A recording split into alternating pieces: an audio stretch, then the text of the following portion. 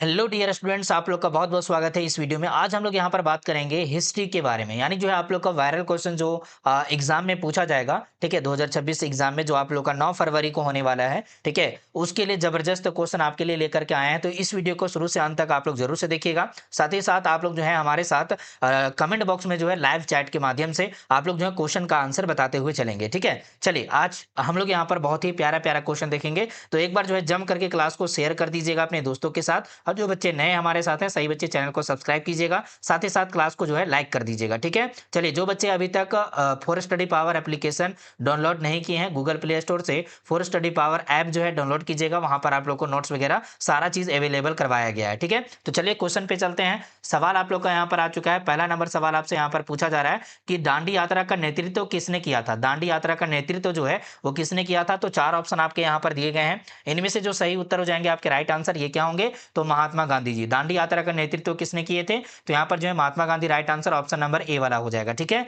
चलिए अगला वाला सवाल को देखिए आप लोग यहाँ पर ध्यान से। सवाल है आपका यहाँ पर 2 नंबर में सवाल पूछा जा रहा है कि लॉटरी कमेटी का गठन कब किया गया, इसके बारे में आपको बताना है। तो यहाँ पर चार ऑप्शन है, 1810, 1817, 25 और यहाँ पर 28 होगा। ठीक है, तो हम लोग यहाँ पर सही जवाब क्या लगाएंगे, तो 2 नंबर प्रश्न का उत्तर हो जाएगा 1817 ईस्वी, यानी ऑप्शन नंबर बी जो है आपका यहाँ पर राइट आंसर हो जाएगा। ठीक है, अगला वाला सवाल को देखिए आप लोग ध्यान से। यहाँ पर 3 नंबर में आपका सवाल आ जाता है। 3 नंबर सवाल आपसे क्या पूछा जा रहा है कि संविधान सभा में कुल कितने सदस्य थे। संविधान सभा जो था उसमें कुल कितने सदस्य थे, तो 150, 200, 250 या फिर 389। आप लोग यहाँ पर जो है जल्दी जल्दी उत्तर बताइएगा। ठीक है, तो आप लोग यहाँ पर जो है सही उत्तर क्या बोलेंगे, राइट आंसर हो जाएगा 388, सॉरी 389 आपका यहाँ पर राइट आंसर हो जाएंगे। इतने मेंबर थे यहाँ पे, तो आप लोग ऑप्शन नंबर डी को राइट आंसर कीजिएगा। नेक्स्ट वाला सवाल देखिए यहाँ पर 4 नंबर में आपका सवाल आ जाता है। ठीक है, चलिए 4 नंबर सवाल को देखिए आप लोग जल्दी से उत्तर बताइएगा। सवाल आपसे पूछा जा रहा है यहाँ पर कि भारत का विभाजन ब्रिटिश शासन की किस योजना का परिणाम है। ठीक है, भारत का जो विभाजन हुआ उसमें जो है ब्रिटिश शासन की कौन सी योजना का जो है परिणाम है, इसके बारे में आपको यहाँ पर जवाब लगाना है। ठीक है, इसके बारे में आप लोग यहाँ पर आंसर बताएंगे। तो चार ऑप्शन आपके यहाँ पर दिए गए हैं, माउंटबेटन योजना है, क्रिस्प योजना, कैबिनेट मिशन योजना, या फिर इनमें से कोई भी नहीं। तो चार का जवाब हो जाएगा बाबू माउंटबेटन योजना। ठीक है, माउंटबेटन योजना जो है आपका यहाँ पर बिल्कुल करेक्ट होगा। तो आप लोग ऑप्शन नंबर ए को करेक्ट करेंगे, जिनका ए आ रहा है एकदम राइट आंसर है। अगला प्रश्न को देखिए एकदम ध्यान से, जो है अगला प्रश्न आपके स्क्रीन पे आ चुका है। सवाल आपसे पूछा जा रहा है यहाँ पर कि घोड़े की हड्डियों के साक्ष्य कहाँ से मिले हैं, इसके बारे में बताइए। घोड़े की हड्डियों के साक्ष्य कहाँ से मिले हैं, तो लोथल से, कालीबंगा से, सुतकोटदा से, या फिर जो है इनमें से कोई भी नहीं। 5 नंबर सवाल का जवाब क्या बोलेंगे, तो इस प्रश्न का उत्तर हो जाएगा सुतकोटदा, यानी ऑप्शन नंबर सी जो है आपका यहाँ पर करेक्ट आंसर है। अगला प्रश्न को देखिए ध्यान से। यहाँ पर 6 नंबर में सवाल पूछा जा रहा है आपसे कि धोलावीरा, ठीक है, धोलावीरा जो है किस राज्य में है। ठीक है, धोलावीरा जो है कौन से राज्य में है, तो हरियाणा में है, उत्तर प्रदेश में, गुजरात में, या फिर पंजाब में है। आप लोग इसका जवाब लगाइएगा। बहुत ही आसान सा सवाल है, और ऐसे ही प्रश्न आपके एग्जाम में आने का पूरा पूरा संभावना रहता है बाबू। तो आप सही बच्चे ध्यान से इस वीडियो को देखेंगे और अपने दोस्तों के साथ शेयर भी करेंगे। ठीक है, सारे बच्चे एकदम जम करके शेयर कीजिएगा। तो यहाँ पर 6 नंबर सवाल का जवाब होगा गुजरात। तो ऑप्शन नंबर सी को आप लोग राइट आंसर करेंगे। अगला सवाल को देखिए बाबू, यहाँ पर 7 नंबर में सवाल है कि मगध साम्राज्य की स्थापना किसने की है। ठीक है, मगध साम्राज्य की स्थापना जो है किसने की है, बिंबिसार, अजातशत्रु, उदयन, या फिर नागदशक।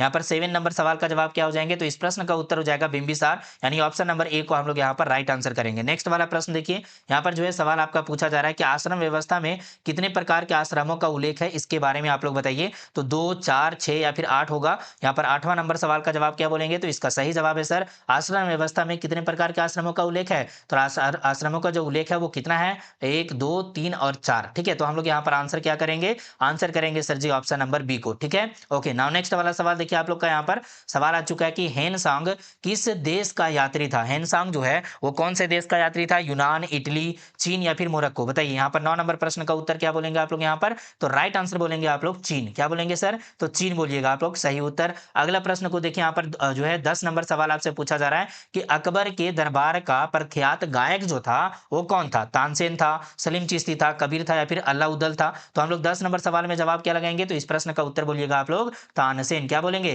तानसेन आप लोग राइट आंसर बोलेंगे। ठीक है, तो ऑप्शन नंबर ही आपका यहाँ पर राइट आंसर होगा। अगला प्रश्न को देखिए ध्यान से। यहाँ पर 11 नंबर सवाल आपसे पूछा जा रहा है कि प्रसिद्ध ग्रंथ इंडिका की रचना किसने की थी। कौटिल्य, मेगास्थनीज, अल्बेरुनी, या फिर जो इत्सिंग। प्रसिद्ध ग्रंथ कौन से किसके बारे में बात किया जा रहा है, इंडिका के बारे में। तो इंडिका की रचना कौन किए थे, तो हम लोग यहाँ पर जानते हैं सही उत्तर क्या होगा, मेगास्थनीज किए थे। तो मेगास्थनीज जो है आप लोग यहाँ पर देख पा रहे होंगे कि कितने ऑप्शन में है? तो ऑप्शन नंबर बी में है, तो right answer option number B वाला। अगला प्रश्न को देखिए बाबू, 12 नंबर सवाल आपसे यहाँ पर पूछा जा रहा है। कहता है सवाल आपसे यहाँ पर कि प्राचीन भारत में धर्म की शुरुआत किस शासक ने की थी, इसके बारे में बताइए।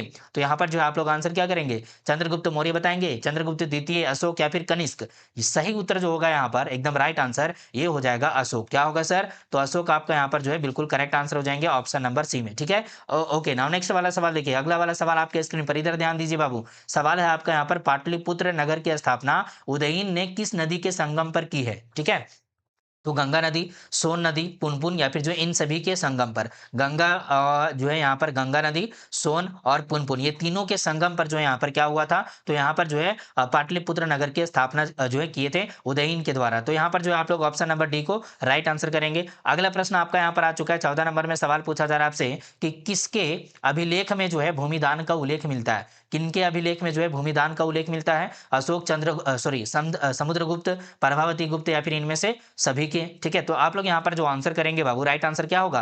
राइट आंसर बोलेंगे आप लोग प्रभावती गुप्त, ठीक है। प्रभावती गुप्त आपका यहाँ पर बिल्कुल सही होगा, तो ऑप्शन नंबर सी को राइट आंसर करेंगे। अगला प्रश्न को देखिए ध्यान से, अगला वाला सवाल आपके स्क्रीन पे आ चुका है, तो सही बच्चे इधर ध्यान दीजिए और जल्दी से उत्तर बताइएगा। सवाल कहता है कि मेगास्थनीज भारत में किसके दरबार में आया? मेगास्थनीज भारत में किसके दरबार में आया? चंद्रगुप्त मौर्य, बिंदुसार, अशोक या फिर पुष्यमित्र शुंग, है ना। तो आप लोग 4 ऑप्शन देख पा रहे हैं, आपके स्क्रीन पे 4 ऑप्शन है और इस प्रश्न का जो उत्तर होगा वो हो जाएंगे चंद्रगुप्त मौर्य। क्या हो जाएगा? चंद्रगुप्त मौर्य, यानी हमारा सही उत्तर ऑप्शन नंबर ए वाला हो जाएगा। अगला सवाल को देखिए, नेक्स्ट जो है 16 नंबर सवाल आपसे पूछा जा रहा है यहाँ पे। कहता है सवाल आपसे यहाँ पर कि एलोरा में कैलाश मंदिर किस राजवंश ने निर्मित कराया? एलोरा में जो है कौन से राजवंश कैलाश मंदिर जो है किस राजवंश के द्वारा निर्मित करवाया गया? तो चोल जो है राजवंश या फिर पल्लव, चालुक्य या फिर राष्ट्रकूट। यहाँ पर 16 का जो जवाब हो जाएंगे राइट आंसर ये हो जाएंगे राष्ट्रकूट, ठीक है। राष्ट्रकूट आप लोग यहाँ पर जो है बिल्कुल सही उत्तर करेंगे, ऑप्शन नंबर डी वाला आपका सही हो जाएगा। अगला प्रश्न को देखिए, सवाल यहाँ पर पूछा जा रहा है कि महाभारत युद्ध कितने दिनों तक चला था? तो यहाँ पर जो है सवाल और भी बन सकते हैं कि महाभारत युद्ध किनके किनके बीच में चला था? तो आप लोग याद रखेंगे पांडव और, ठीक है, कौरव के बीच में चला था, है ना। तो आप लोग इसको याद रखेंगे और यहाँ पर जो है कितने दिनों तक चला था? तो आप लोग याद रखिएगा 18 दिनों तक चला था, तो ऑप्शन नंबर डी यहाँ पर सही हो जाएगा। अगला सवाल को देखिए, 18 नंबर में सवाल आपका आता है कि किस काल में वर्ण व्यवस्था वंशानुगत जाति में परिवर्तित हो गई, इसके बारे में बताइए। तो यहाँ पर 4 आपके जो है समय दिए गए हैं, यानी काल दिए गए हैं। उत्तर वैदिक काल है, गुप्त काल है, गुप्तोत्तर काल है और पूर्व मध्य काल है। तो हम लोग इसमें से सही जो आंसर करेंगे वो कौन सा होगा? तो इसमें हम लोग सही आंसर करेंगे सर जी उत्तर वैदिक काल, ठीक है। कौन सा सही करेंगे? उत्तर वैदिक काल, जो कि ऑप्शन नंबर ए में आपको यहाँ पर दिख रहा है, ठीक है। ओके, नाउ नेक्स्ट वाला सवाल देखिए, मनुस्मृति में कितने प्रकार के विवाह का जो है उल्लेख किया गया है? तो आप सही बच्चे याद रखेंगे, कितने प्रकार का विवाह का उल्लेख किया गया बाबू? तो यहाँ पर आंसर हो जाएगा आपका, ठीक है, 8 विवाह का उल्लेख किया गया है, तो ऑप्शन नंबर सी आपका यहाँ पर करेक्ट आंसर है। चलिए अगला सवाल को देखिए, आपसे एक सवाल है कि भीम और हिडिंबा ने किस प्रकार के विवाह को जो है उन्होंने जो है संपन्न किया था? तो इसके बारे में यहाँ पर क्वेश्चन भी है, तो यहाँ पर ध्यान दीजिए, भीम ने हिडिंबा के साथ कौन सा विवाह संपन्न किया था? तो आर्ष विवाह, गंधर्व विवाह, राक्षस विवाह और या फिर जो है देव विवाह। तो आप लोग यहाँ पर आंसर क्या करेंगे? सही उत्तर हो जाएगा गंधर्व विवाह, ठीक है, जिसको हम लोग जो है आज के मॉडर्न भाषा में हम लोग क्या बोलते हैं? प्रेम विवाह बोलते हैं, ठीक है, लव मैरिज बोलते हैं। तो आप लोग यहाँ पर ऑप्शन नंबर बी को राइट आंसर करेंगे बाबू। उसके बाद अगला सवाल को देखिए, यहाँ पर जो है 21 नंबर सवाल आपका यहाँ पर पूछा जा रहा है कि प्रथम बौद्ध संगीति कहाँ हुई थी, इसके बारे में बताइए। प्रथम बौद्ध संगीति जो है वो कहाँ पर हुई थी? सारनाथ में, बोध गया में, राजगृह में या फिर बनारस में? 21 नंबर सवाल का जो जवाब होगा करेक्ट आंसर ये क्या होंगे? तो सही जवाब हो जाएंगे राजगृह, ठीक है। चलिए राजगृह आपका राइट आंसर, जो अभी के नाम पे अगर जाना जाए तो जो है राजगीर के नाम से जाना जाता है, ठीक है, राजगीर के नाम से आप सही बच्चे जानते हैं, तो ऑप्शन नंबर जो है सी वाला राइट आंसर होगा। अगला प्रश्न को देखिए आप लोग ध्यान से, सवाल यहाँ पर पूछा जा रहा है कि तलवंडी में किस प्रसिद्ध संत का जन्म हुआ था, इसके बारे में बताइए। तलवंडी में जो है कौन से प्रसिद्ध संत का जन्म हुआ था बाबू? कबीर, रैदास, मीरा या फिर गुरु नानक? आप लोग बताइए 22 का जवाब क्या बोलेंगे प्यारे बच्चे? तो इस प्रश्न का उत्तर हो जाएगा गुरु नानक। क्या होगा सही उत्तर? गुरु नानक आपका यहाँ पर जो है बिल्कुल करेक्ट आंसर, यानी ऑप्शन नंबर कौन सा? डी वाला सही हो जाएगा सर जी, बहुत शानदार। आगे बढ़ेंगे, अगला वाला सवाल पे ध्यान देंगे। सवाल है आपका यहाँ पर कि आत्मा का पुनर्जन्म मुख्य विषय जो है वो किसका है, ठीक है। तो यहाँ पर 4 ऑप्शन दिए गए हैं आपके, ओके। तो यहाँ पर जो आपका जवाब होगा राइट आंसर ये क्या हो जाएंगे आपके? ऐत्रेय उपनिषद का, कौशितकी उपनिषद का, तैत्रीय उपनिषद या फिर केनोपनिषद? तो यहाँ पर 23 का जवाब लगेंगे बाबू, कौशितकी उपनिषद का जो है आत्मा का पुनर्जन्म मुख्य विषय है, तो हम लोग यहाँ पर ऑप्शन नंबर बी को सही करेंगे। उसके बाद अगला वाला प्रश्न आपका यहाँ पर आ चुका है कि बुद्ध के उपदेशों का संकलन जो है वो किस में मिलता है, ठीक है। बुद्ध के उपदेशों का संकलन किस में मिलता है बाबू? तो बुद्ध चरित्र में, सुत पीटक में, अभिधम पीटक में या फिर जो है विनय पीटक में, ठीक है। तो 24 नंबर सवाल का जवाब क्या होगा? तो राइट आंसर हो जाएंगे सर जी यहाँ पर सूत पीटक में, यानी ऑप्शन नंबर बी जो है आपका यहाँ पर करेक्ट आंसर हो जाएगा। उसके बाद देखिए अगला सवाल आप लोग का यहाँ पर आ चुका है। 25 नंबर में सवाल पूछा जा रहा है कि सांची मध्य प्रदेश के किस जिले में स्थित है, इसके बारे में बताइए। तो विदिशा, रायसेन, सागर या फिर भोपाल। आप लोग यहाँ पर जवाब क्या लगाएंगे, सांची जो है मध्य प्रदेश के कौन से जिले में स्थित है, इसका ये इस सवाल का जो है जवाब आपको लगाना है। तो हम लोग आंसर करेंगे यहाँ पर रायसेन। क्या बोलेंगे, रायसेन। आप लोग यहाँ पर सही उत्तर बोलेंगे, ऑप्शन नंबर बी वाला जवाब आप लोग का सही हो जाएगा। और उसके बाद देखिए अगला सवाल आप लोग का यहाँ पर आ चुका है। सवाल पूछा जा रहा है आपसे यहाँ पर 26 नंबर में कि कालिदास, भवभूति, सुबंधु और वान भट्ट किस धर्म के अनुयायी थे, इसके बारे में बताइए। तो 4 ऑप्शन दिए गए हैं। धर्म आपके यहाँ पर देखिएगा, पहला ऑप्शन में बौद्ध है, दूसरा में जैन, तीसरा में शैव और लास्ट है वैष्णव। तो हम लोग आंसर क्या करेंगे, यहाँ पर जवाब लगेगा प्यारे बच्चों शैव धर्म। ठीक है, क्या हो जाएगा सही उत्तर, तो हम लोग यहाँ पर सही उत्तर करेंगे शैव धर्म, यानी ऑप्शन नंबर सी वाला सही जवाब हो जाएगा। उसके बाद देखिए अगला वाला सवाल आप लोग का यहाँ पर आ चुका है कि बौद्ध परंपरा में अशोक ने कितने स्तूप बनवाए थे, इसके बारे में बताइए। तो चार ऑप्शन आपके दिए गए हैं और इनमें से आप लोग आंसर कीजिएगा। यहाँ पर 84,000 स्तूप बनवाए थे। तो हम लोग यहाँ पर ऑप्शन नंबर जो है डी को राइट आंसर करेंगे। ठीक है, ओके। नाउ नेक्स्ट वाला सवाल देखिए आप लोग यहाँ पे, तहकीक हिंद किसकी यात्रा वृत्तांत है, इसके बारे में बताइए। तहकीक हिंद जो है किसकी यात्रा वृत्तांत है बाबू यहाँ पर। तो 28 नंबर सवाल का जो जवाब हो जाएगा राइट आंसर ये हो जाएंगे अलबरूनी। ऑप्शन नंबर ए वाला जवाब आप लोग का राइट आंसर है। नेक्स्ट प्रश्न देखिए यहाँ पर 29 नंबर में आ चुका है सवाल कि गुप्त काल में कौन चीनी यात्री भारत आया था, किसके काल में, तो गुप्त काल में। ठीक है, कौन चीनी यात्री भारत आया, तो इसका सही जवाब हो जाएगा प्यारे बच्चे, राइट आंसर आप लोग करेंगे हेनसांग, यानी ऑप्शन नंबर सी आपका राइट आंसर हो जाएगा। ठीक है, अगला प्रश्न को देखिए ध्यान से, यहाँ पर सवाल आ चुका है आपके स्क्रीन पे। सवाल पूछा जा रहा है कि फरसामा बर्नियर जिस देश से भारत आया था उस देश का नाम क्या था। ठीक है, फरसामा बर्नियर जो है वो कौन से देश से आया था भारत में, तो पुर्तगाल से, फ्रांस से, इंग्लैंड या फिर स्पेन से। तो 30 का जवाब हो जाएगा प्यारे बच्चे फ्रांस से आया था। किससे, तो फ्रांस से आया था। हम लोग ऑप्शन नंबर बी को सही करेंगे। उसके बाद अगला सवाल आप लोग का 31 नंबर में आ चुका है। सवाल पूछा जा रहा है आपसे यहाँ पे कि भारत की डाक व्यवस्था का वर्णन अपने यात्रा वृत्तांत में कौन किया था। ठीक है, तो यहाँ पर 4 ऑप्शन में से जो सही उत्तर हो जाएगा, करेक्ट आंसर आप लोग लगाएंगे यहाँ पे, वो कौन सा होगा, चलिए आंसर बताइए जल्दी से कमेंट बॉक्स में, आप लोगों को आंसर करना है बाबू। तो यहाँ पर जवाब होगा इबन बतूता। ठीक है, तो ऑप्शन नंबर बी को हम लोग यहाँ पर सही करेंगे। उसके बाद अगला सवाल को देखिए आप लोग यहाँ पे, सवाल है 32 नंबर में कि कैप्टन हॉकिंस किस मुगल शासक के दरबार में आया था, इसके बारे में आपको आंसर करना है। तो 4 ऑप्शन में से जो सही उत्तर हो जाएंगे 32 नंबर सवाल पे, ये हो जाएंगे जहांगीर, यानी ऑप्शन नंबर बी जो है आपका यहाँ पर राइट आंसर है, सही उत्तर हो जाएगा। अगला सवाल को देखिए बाबू, यहाँ पर 33 नंबर में सवाल आपसे पूछा जा रहा है कि गुरु नानक का संबंध किस धर्म से है, गुरु नानक जी का जो है संबंध कौन से धर्म से है। तो यहाँ पर जो सही उत्तर हो जाएंगे आपके वो सिख धर्म से संबंधित है। तो यहाँ पर जवाब हो जाएंगे आपके ऑप्शन नंबर ए वाला। ठीक है, ऑप्शन नंबर ए को राइट आंसर करेंगे। अगला प्रश्न को ध्यान से देखिएगा, सवाल है आपके सामने यहाँ पर 34 नंबर में पूछा जा रहा है सवाल आपसे प्यारे बच्चे कि सलीम चिश्ती की दरगाह कहाँ अवस्थित है, इसके बारे में बताइए। तो आगरा, अजमेर, विजयनगर या फिर दिल्ली। तो हम लोग यहाँ पर आंसर करेंगे प्यारे बाबू, ध्यान दीजिएगा आगरा में, यानी ऑप्शन नंबर ए जो है करेक्ट आंसर हो जाएगा। उसके बाद अगला सवाल आप लोग का यहाँ पर आ जाता है, अडाल का सही परिचय है, अडाल का जो है सही परिचय क्या है बताइए। अडाल का सही परिचय क्या है प्यारे बच्चों, तो यहाँ पर जो है आपका जवाब हो जाएगा बिल्कुल करेक्ट आंसर, वह अलवार स्त्री थी। ठीक है, वह क्या थी, अलवार स्त्री थी। ठीक है, चलिए ऑप्शन नंबर ए आपका राइट आंसर है, आपके मॉडल पेपर में भी क्वेश्चन है। ठीक है, तो आप लोग जो है अगला वाला सवाल को देखिए ध्यान से। सवाल आप लोग का यहाँ पर आ जाता है कि विष्णु को अपना पति कौन मानती थी, विष्णु को अपना पति कौन मानती थी प्यारे बच्चे। तो यहाँ पर 4 ऑप्शन में से जो सही उत्तर हो जाएगा करेक्ट वाला वो हो जाएगा अडाल। ठीक है, यहाँ पर सही उत्तर हो जाएंगे क्या, अडाल आपके सही उत्तर ऑप्शन नंबर बी में आ जाएंगे। उसके बाद सवाल अगला वाला आपके स्क्रीन पे आ चुका है, काशी में किस प्रसिद्ध संत का जन्म हुआ था, कहां पर, तो काशी में कौन से प्रसिद्ध संत का जन्म हुआ था बाबू। तो 37 का जो जवाब होगा करेक्ट आंसर ये हो जाएंगे कबीर जी। ठीक है, कबीर जी का जन्म हुआ था। तो हम लोग ऑप्शन नंबर बी को राइट आंसर करेंगे। उसके बाद अगला सवाल आप लोग का 38 नंबर में आता है कि सुल्तान उल हिंद किसे कहा गया, सुल्तान उल हिंद जो है वो किसे कहा गया, इसके बारे में बताइए। तो यहाँ पर 4 ऑप्शन दिए गए हैं।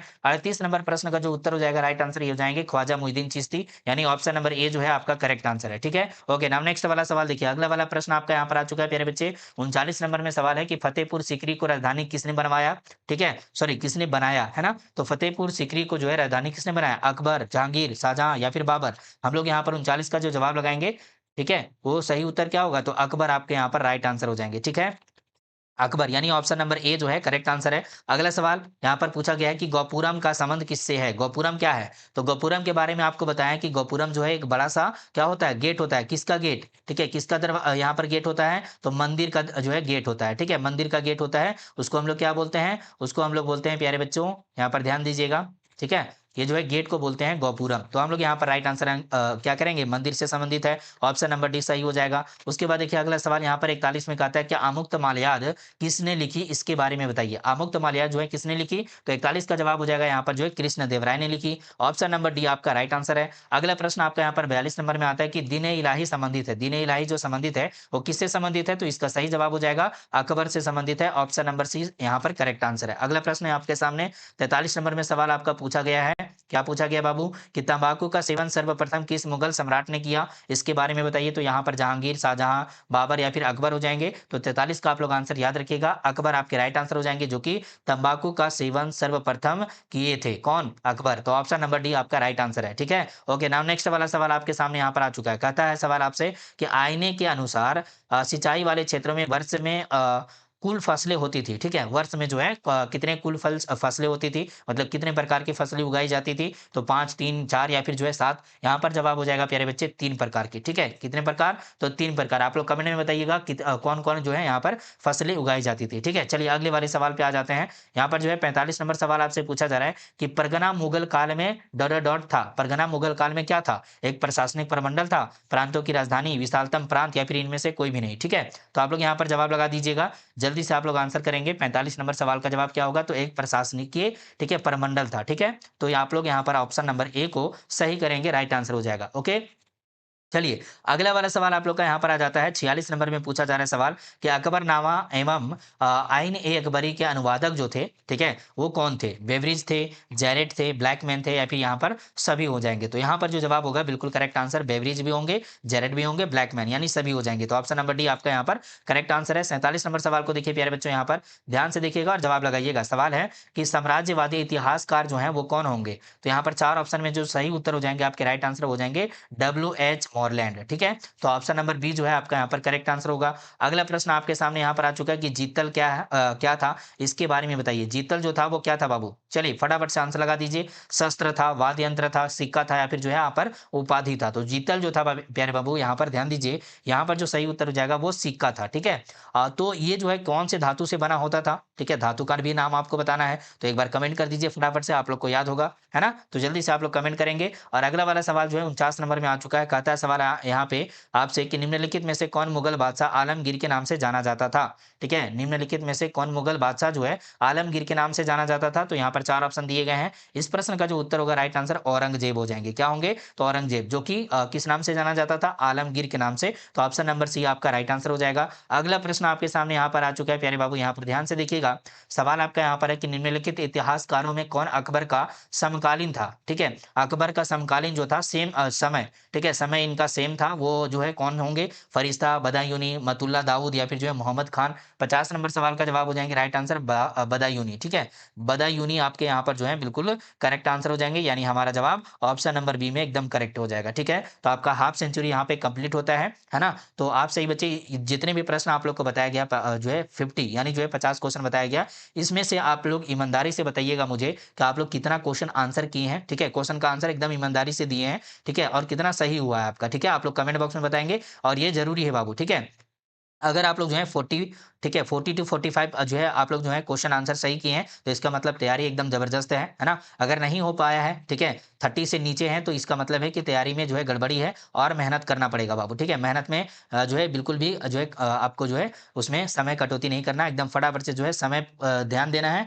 और आप लोग को जो है यहाँ पर जितने भी प्रश्न बताए जाएं इस चैनल पे ऑब्जेक्टिव वाला, उसको याद रखना है, बढ़िया से जो है समझ करके आपको आंसर करना है। ठीक है, चलिए बाकी बातें यहाँ पर कर लेते हैं थोड़ा सा।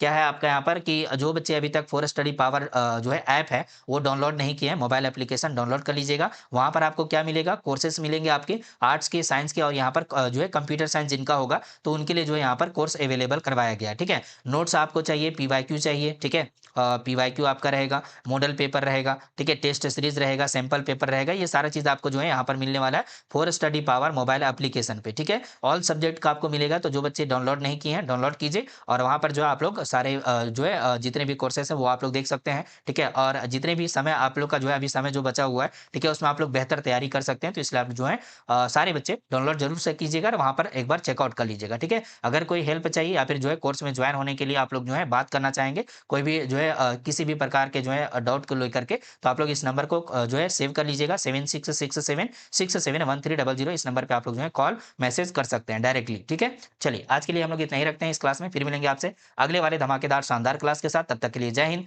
Vande Mataram, thank you so much सभी बच्चों को।